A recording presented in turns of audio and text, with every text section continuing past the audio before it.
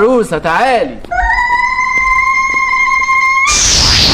جمهورية حمدي ووفاء، اهلا بيكم، وحشوني جدا وانا اسف جدا جدا اني اتاخرت عليكم، ولكن النهارده انا جاي وجايب لكم اخبار جديده عن عيله حمدي ووفاء وعيله حوارات ان شاء الله هتعجبكم. كان اخر الاخبار دي هو الخبر اللي انتشر عن زياد حوارات انه خطب ندى بنت حمدي ووفاء، وكمان طلع رد قاسي جدا من ابو زياد على الموضوع. وزي ما انتم عارفين ان ابو زياد عامل قناه مخصوص بيسيء فيها لعيله حمدي ووفاء، واكيد حضراتكم عارفين ان زياد ده كان متجوز ام زياد. كل ده واكتر هنعرفه في فيديو النهارده، بس قبل اي حاجه وزي ما اتعودنا هندوس لايك على الفيديو ونشترك في القناه ونفعل زر الجرس علشان يوصلنا كل جديد. عايزين الفيديو ده يوصل 5000 لايك، مش هقول لك 10000 لايك، 5000 لايك. وفي حاجه كمان، اي حد هيكتب لي تعليق هيعجبني هنشر تعليقه في الفيديو اللي جاي، واوعدكم بده. يلا بينا نخش على تفاصيل الفيديو. انتشر خبر الفتره اللي فاتت بيقول ان زياد حوارات خطب ندى بنت حمدي ووفاء. هل الموضوع ده حقيقي ولا اشاعه؟ الخبر ده اشاعه، وخاصه ان ابو زياد طلع ورد على الموضوع وقال ان زياد عنده 16 سنه وهي عندها 13 سنه، وقال كمان ان مستحيل زياد ابنه يخطب من غير اذنه، وقال حتى لو هو وافق انا مش هوافق انه يخطب من العيله دي، لان العيله دي ما كانش فيها حد كويس غير ام زياد. وقال كمان انهم طلعوا الاشاعه دي مخصوص علشان المشاهدات، وقال انهم بيستغلوا اولاده علشان الربح والمشاهدات، واساء ليهم بطريقه بشعه وشتايم والفاظ وتحاسبن على العيله كلها، وما سابش حد فيهم. حتى الحاج جابر نفسه اتهموا ان شخص مش محترم وبيتاجر بعياله. وده كان الخبر اللي انتشر على عيله حمدي ووفاء وعيله حوارات على السوشيال ميديا، خبر خطوبه زياد من ندى بنت حمدي ووفاء. طلع الموضوع اشاعه ومفيش منه الكلام ده خالص. ودي كانت نهايه الفيديو. يلا ورونا تعليقاتكم علشان التعليق اللي هيعجبني هنزله معايا الفيديو اللي جاي. عاش جمهوريه حمدي ووفاء. خلينا نشوف التعليقات.